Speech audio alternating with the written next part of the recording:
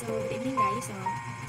Sabi ni Miss Cat 234, Real Talk Lodi pabagsak ng notice with other Real Talk. So, sabi ni Miss Cathy na hindi ka na niya mahal, pero hindi ka rin niya ayang bitawan. Grabe yun, no? I feel like there's nothing painful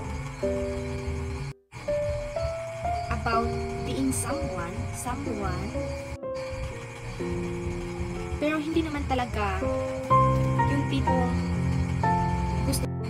gusto kanya lang na andyan ka sa tabi niya kasi alam niyang convenient ka,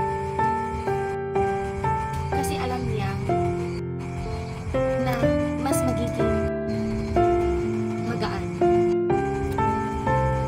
yung buhay niya pag andyan ka, pero hindi ka niya mahal.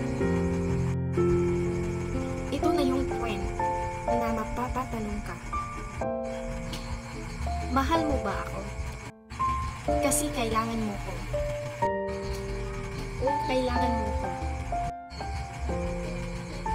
No matter how hard it is, no matter how painful it is, and no matter how challenging it is, just let that person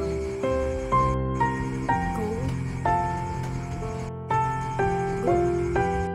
At hindi ka na niya mabigyan or nabibigyan ng enough respect. At hindi na niya nare-realize na deserve mo na mahalin pabalik.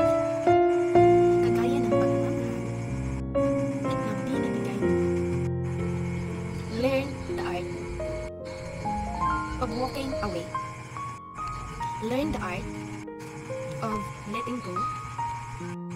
Sometimes there's more beauty to it. Hindi mo lang nare-realize kasi nakapokus ka doon sa nag-iisang tao na hindi mo naman deserve. Trust me, most of the time, it's better to close doors and open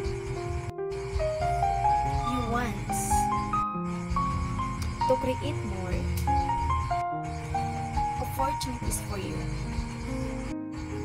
at mas makahanap pa ng bagong taong mas magmahal sa'yo.